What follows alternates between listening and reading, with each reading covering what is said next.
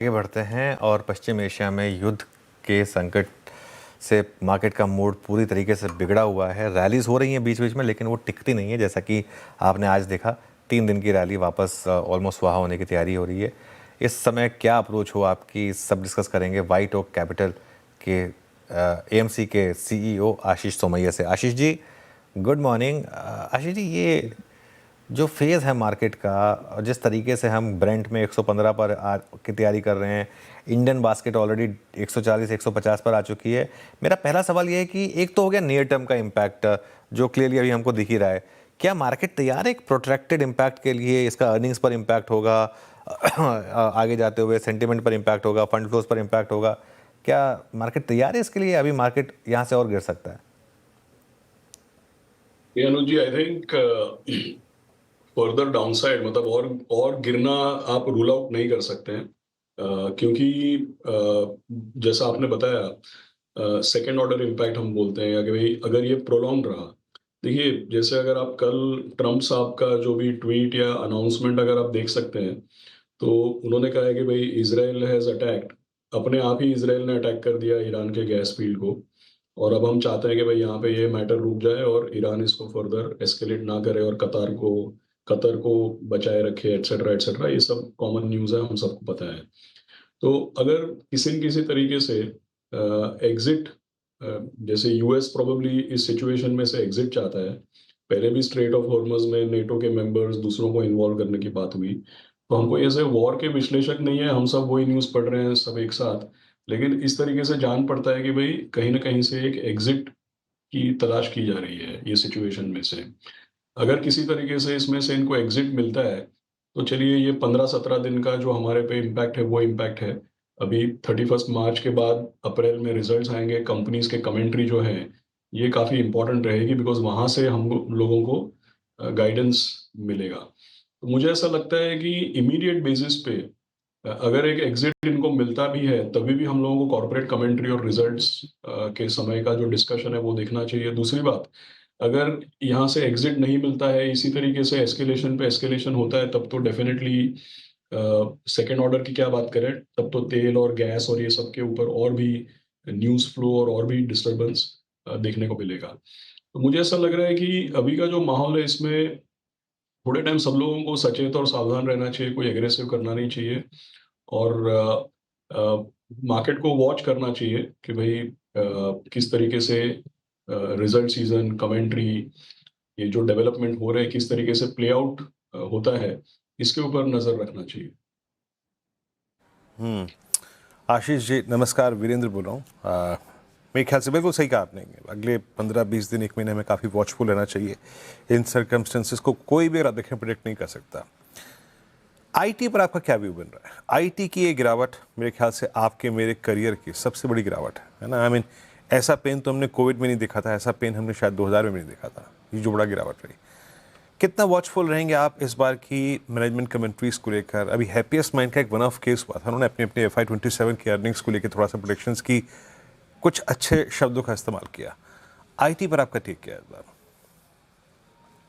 तो Virendra ji, I think end of 2025 जब हमारी बात हुई, I think last quarter of 2025 में बात हुई होगी, तो डेफिनेटली शायद वो बहुत अर्ली प्रेडिक्शन या बहुत ही मिस टाइम्ड स्टेटमेंट रहा होगा। क्योंकि मैं बता रहा था कि एक कॉन्ट्रा कॉल बनेगा, तो वहां से तो और एनएवी गिरी है, और आईटी का इंडेक्स वहां से तो गिरा ही है।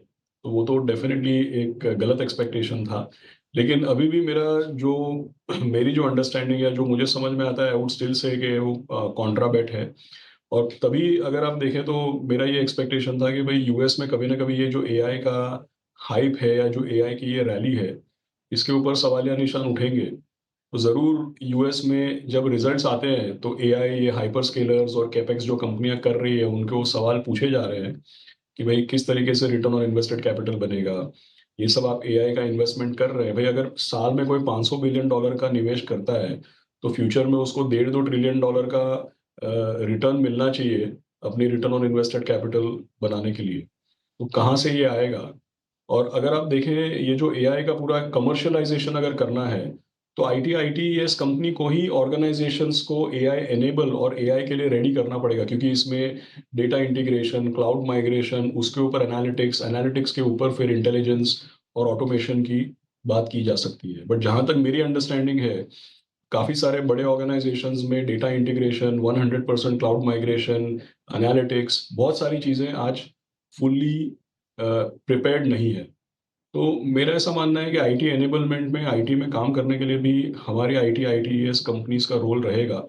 ज़रूर कुछ विनर्स चेंज होंगे, जो लोग अडेप्ट नहीं करेंगे उनका नुकसान होगा, कुछ नए विनर्स भी उभर के आएंगे।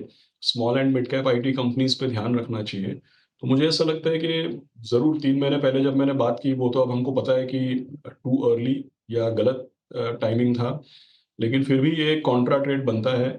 और अगर एआई की जो ये हाइप है, ये कहीं न कहीं कूल ऑफ होती है, तब भी रिलेटिव परफॉर्मेंस यहाँ पे बेटर रहेगा।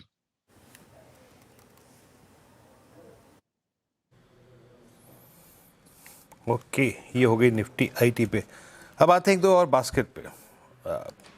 एक एक जो समर थीम होती है आशीष जी, अमूमन पिछले साल तो इसने काम नहीं किया था, दैट वाइट गुड सेगमेंट।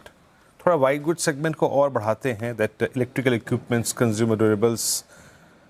यहाँ पर आपका व्यू क्या कह रहा है? आई मीन एक सीजनल फैक्टर एक काम करता है यहाँ पे, बट एक बार फिर से वही हो रहा है, अनसीजनल रेन्स वो टेम्परेचर्स को थोड़ा डाउन रख रही हैं। क्या क्या ऐसी कुछ थीम्स हैं आपके पास जहाँ पे थोड़ा सा हाइड किया जा सकता है इस वक्त, या फिर ये भी अभी अवॉइड कैटेगरी में ही प्लेस करेंगे आप? आई थिंक वीरेंद्र जी, फिलहाल तो अगर आप देखें तो मार्केट का ओवरऑल मूड वेस्ट एशिया को लेकर के, आज एचडीएफसी बैंक को लेकर के, एफआई सेलिंग, बाहर के न्यूज़, सो आई थिंक क्या है, ओवरऑल मार्केट का माहौल पिछले महीने 1.5 महीने से, और खास करके 27 फरवरी के बाद से, तो मार्केट का माहौल ही नेगेटिव हो गया है। लेकिन ओवरऑल जो अंडरलाइंग इसके पीछे की जो एक्सपेक्टेशंस हैं, तो अभी आने वाले 1-2 क्वार्टर में हमारी आर्थिक व्यवस्था पे पिछले 15 दिनों की जो डेवलपमेंट्स हैं, इसका हमारी आर्थिक व्यवस्था पे क्या असर पड़ेगा, वो तो हम लोग वॉच करेंगे। लेकिन जैसा आप कंजम्पशन, कंज्यूमर या व्हाइट गुड्स की बात कर रहे हैं, तो उसकी जो बेसिस अंडरलाइंग हाइपोथेसिस है या जो अंडरलाइंग बिलीव्स है, इसमें कोई चेंज नहीं है। क्योंकि आने वाले समय में अगर हम बात करें, जैसे 8th पे कमीशन आने वाली है, या ये हर स्टेट इलेक्शन में गवर्नमेंट यू नो कुछ ना कुछ इंसेंटिव्स अनाउंस करती है। जो टैक्सेशन चेंज है, ऑब्वियसली वो वन टाइम नहीं है, जीएसटी रैशनलाइजेशन भी वन टाइम नहीं है। ऑल दीज टैक्स चेंजेस, पूरा जीएसटी रैशनलाइजेशन, ये सब कुछ परमानेंट है, राइट? वो हमेशा आगे जा करके भी बेनिफिट देगा। सो आई थिंक ये जो बेसिक अंडरलाइंग थॉट प्रोसेस है, और कंजम्पशन में केवल व्हाइट गुड्स की बात नहीं है। अगर आप देखें, जैसे एयरलाइंस हैं, टेलीकम्युनिकेशंस हैं, ट्रैवल, टूरिज्म, होटल्स हैं, तो ये सारों में मुझे ऐसा लगता है कि अंडरलाइंग ट्रेंड्स स्ट्रॉन्ग रहेंगे। मीनवाइल अब एफएनओ में सारे स्टॉक्स रेड में आ चुके हैं और कोई इसमें कुछ बचा नहीं है, सब रेड में है इस समय। आशीष जी, मैं स्टॉक स्पेसिफिक व्यू नहीं मांग रहा हूँ आपसे, लेकिन ये जो ओवरनाइट एचडीएफसी बैंक की डेवलपमेंट हुई, इस पर आपका क्या व्यू है? क्या इससे थोड़ा मार्केट का सेंटिमेंट और ख़राब हो सकता है, स्पेशली जब एक ऐसी कंपनी जो कॉर्पोरेट गवर्नेंस में गोल्ड स्टैंडर्ड मानी जाती है, उस पर अगर हल्का सा भी सवाल उठे तो? ज़रूर अनुज, क्योंकि इंडेक्स में बहुत बड़ा वेटेज है। कोई सा भी आप इंडेक्स ले लीजिए, निफ्टी बैंक ले लीजिए, निफ्टी ले लीजिए। हम लोग रिटेल म्यूचुअल फंड्स मैनेज करते हैं, जहाँ पे हमारा मेन टास्क है इंडेक्स को आउट परफॉर्म करना। तो ठीक है, हमारे पोर्टफोलियोज में इंडेक्स के मुकाबले अंडरवेट था, और इतना ज़्यादा वेटेज नहीं था, तो चलिए ठीक है, थोड़ा शायद रिलेटिव परफॉर्मेंस में कम मार पड़ेगा। लेकिन आप एफआईआईस के नज़रिए से देखें, डोमेस्टिक इंस्टीट्यूशंस के नज़रिए से देखें, तो क्योंकि ये इंडेक्स का और हमारे मार्केट कैप का एक बहुत बड़ा हिस्सा है, तो ज़रूर इसका सेंटिमेंट पे और परफॉर्मेंसेस पे और लोगों के पोर्टफोलियोज पे ज़रूर असर पड़ता है। और ये वाइडली हेल्ड स्टॉक है, ऐसा मुझे नहीं लगता है कि कोई होगा जिसके पास ये बैंक का स्टॉक शायद ना हो, ऐसा मुश्किल है कोई पोर्टफोलियो। तो ये एक सेंटिमेंट इम्पैक्ट है। प्लस ऑफ कोर्स मैं स्टार्टिंग में सुन रहा था, जैसा आपने बताया, रूपी पे असर, एडीआर, जब कल रात को एडीआर नेगेटिव था, रुपया नेगेटिव, तो वो दर्शाता है कि भाई एफआई सेलिंग भी इस स्टॉक में या इस तरह पे देखने को मिल सकती है। तो डेफिनेटली इसका नेगेटिव सेंटिमेंट है। और मेरे ख्याल में जो लेटर पब्लिश किया गया उसमें थोड़ी, जैसे आप कहें कि लैंग्वेज थोड़ी इनडायरेक्ट है, कि भाई वैल्यूज़ और एथिक्स की जब बात उठती है तो उसकी वजह से एक सस्पेंस बनता है। ज़रूर आज आप सभी मीडिया के दोस्तों ने बैंक मैनेजमेंट से और बोर्ड से बात की है, तो उससे थोड़ी पॉजिटिविटी और एक तरीके से कंट्रोल या काबू आया है या क्लैरिफिकेशन कुछ आया है। बट ज़रूर ये अनएक्सपेक्टेड सडन डेवलपमेंट काफ़ी नेगेटिव है। ओके। अच्छा, अब इसके अलावा अब क्योंकि हम एक ऐसे सिचुएशन में हैं जैसा शायद लॉन्ग टर्म इन्वेस्टर्स के लिए मौके दे रहा हो, ये कोई पर्टिकुलर थीम जहां पर आप सुप्रीमली बुलिश हो और जहां पर अब आप इन्वेस्टर्स को कहें कि अब इन लेवल्स पर बाय करें, इवन इफ यहाँ से अगर और भी गिर जाए तो कोई टेंशन नहीं है?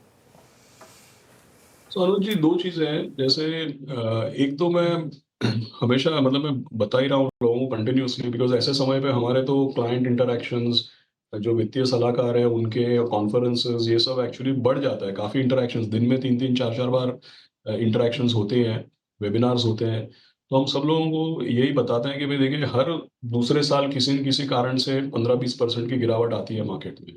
आज हम लोग 2026 में हैं, तो भाई आज इस कारण से आया है। पिछले साल ट्रम्प साहब के टैरिफ्स और इंडिया पाकिस्तान बॉर्डर इशू की बात हो रही थी। उसके पहले इलेक्शन, कोalition पॉलिटिक्स, उसके पहले ईरान इसराइल का फिर कोई मामला, उसके पहले silicon valley bank, Ukraine Russia war. तो लगभग हर दूसरे तीसरे साल एक बार निफ्टी 15-20% गिरी है, और हर बार अलग कारण होता है, और हर बार जो कारण आता है वो इतना ही भयानक हमको लगता है और इतना ही हमको डराता है। मैं ये नहीं कह रहा हूँ कि इन चीज़ों को लाइटली लिया जाए। इनफैक्ट मैंने खुद कहा कि जब तक ये चीज़ें क्लियर नहीं होती है तब तक सावधान रहना चाहिए, सचेत रहना चाहिए। लेकिन आई थिंक आने वाले 3 से 6 महीने में देखिए पॉजिटिविटी भी इसमें निकलेगी, क्योंकि किसी भी कारण से अगर यूएस की ये एआई की रैली, देखिए यूएस का अगर इतना बढ़िया परफॉर्मेंस है तो कोई इमर्जिंग मार्केट में पैसा डालने नहीं वाला है। अब किसी भी कारण से अगर यूएस में मार्केट करेक्ट होता है, तो इमर्जिंग मार्केट्स में और रिलेटिव वैल्यूएशंस और ये सारे पिछले 1.5-2 साल के डेवलपमेंट्स को लेकर के इंडिया में पैसा ज़रूर आएगा। तो पहले तो इसमें सेक्टर टाइम करना मुश्किल है, but I would say multi cap, क्योंकि अब क्या है कि स्मॉल कैप, मिड कैप भी इंटरेस्टिंग होने लगा है। तो पहले हम बोलते थे सबको फ्लेक्सी कैप, लार्ज कैप, ये सब, बट आई थिंक अभी मैं बोल रहा हूँ सबको मल्टी कैप फंड्स में डालें, जहाँ पे 70% हमारा exposure small and mid cap में होता है। रही बात सेक्टर्स की, तो आई थिंक जैसे हेल्थ केयर है, फार्मास्यूटिकल्स है, आई थिंक जैसा मैंने ऑलरेडी बता दिया, डिजिटल या टेक, तो ये जो है इसमें आई थिंक सिलेक्टिवली इन्वेस्टमेंट करना चाहिए अगर आप सेक्टर्स की बात करते हैं तो।